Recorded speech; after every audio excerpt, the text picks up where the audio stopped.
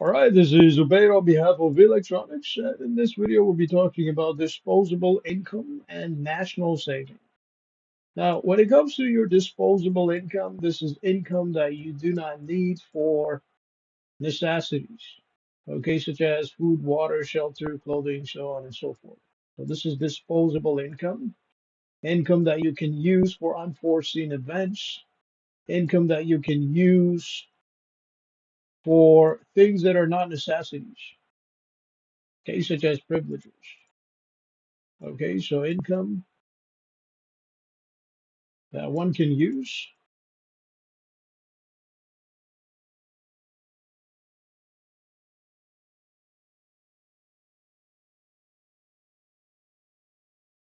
for things that are not necessities. That are not necessities. So when you're done paying off your credit card, your line of credit, personal loan, okay, your auto loan, so on and so forth, okay, you will have some disposable income that you can use to buy something else. Okay, and that would be an example of a disposable income. Okay, income that you do not need to pay off a liability, income that you do not need to pay off a debt. Okay, and in some cases, income that you do not need to pay off necessities. Okay, to buy necessities of life. Okay, they're not liabilities,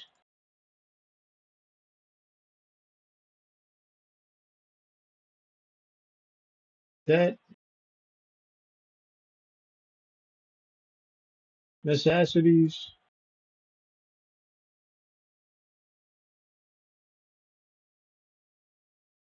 And in some cases, this would be part of your fixed budget. Okay, let's say you make a budget for your business. Okay, your disposable income would be income that you do not allocate in your budget, income that you can use to buy something else, income that you do not allocate for capital investment, okay, to buy equipment and tools, for example, so on and so forth. Okay, so this is budget allocation, out of budget allocation, out of budget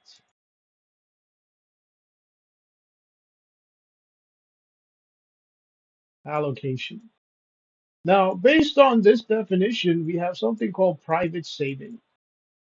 Now, private saving has to do with savings. This is private saving. So private saving, this has to do with savings,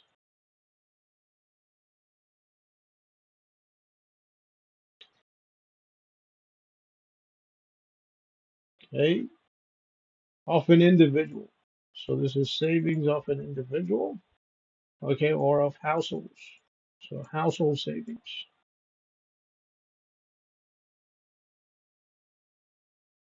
All right, and essentially what you're doing over here when it comes to household savings is you're saving money, okay, for unforeseen events. So let's say when you deposit money in your savings account, this would be an example of private saving. So example is savings account. Now, even though the primary purpose of making a deposit in your savings account may be to earn interest, okay, there are people out there who deposit money into their savings account so that they can allocate it to unforeseen events as well as future expenditures, okay, such as education and healthcare. Okay, so this is savings account.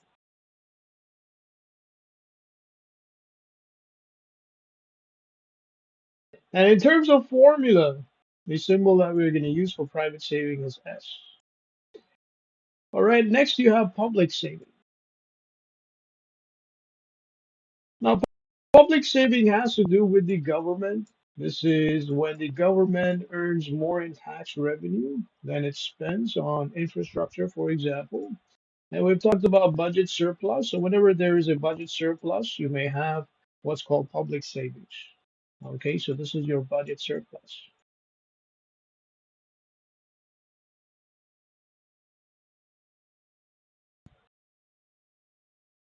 And budget surpluses are good because they can be allocated to unforeseen events such as a recession, for example. Okay, the government can go ahead and spend more money to stimulate the economy, to raise the GDP, and reduce unemployment. Okay, this is to stimulate the economy. Okay, so stimulate the economy.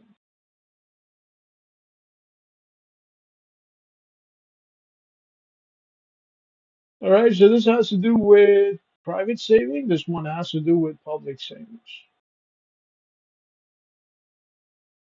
All right, now both of these together, they make up what we know as national savings. So this is national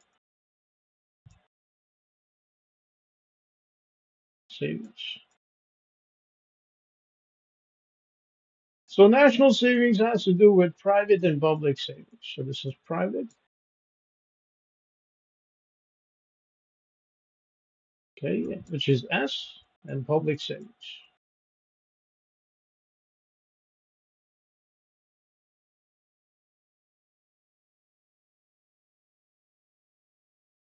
So private savings is S, and public savings will be T minus G, where T stands for tax revenue and G stands for government expenditures, such as expenditures on infrastructure. Okay, you have roads, highways, okay, parks, trails, so on and so forth. So government expenditures.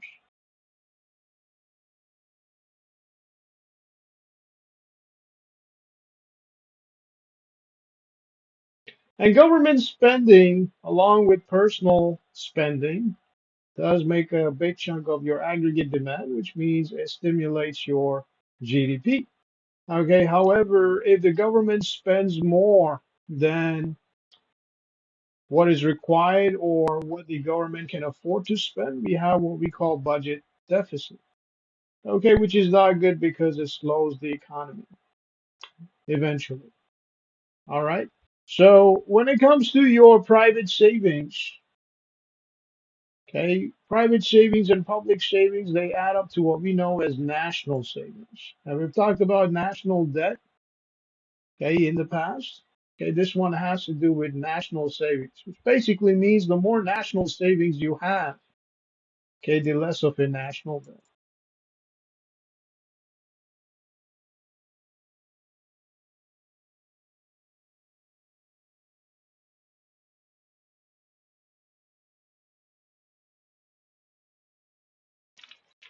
All right.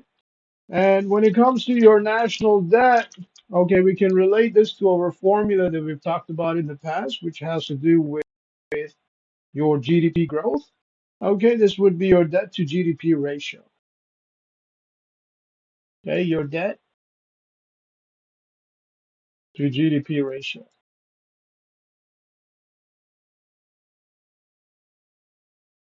Okay, where the ideal situation would be where the growth in GDP is higher than the growth in debt. Okay, which means debt should be less than the growth in GDP.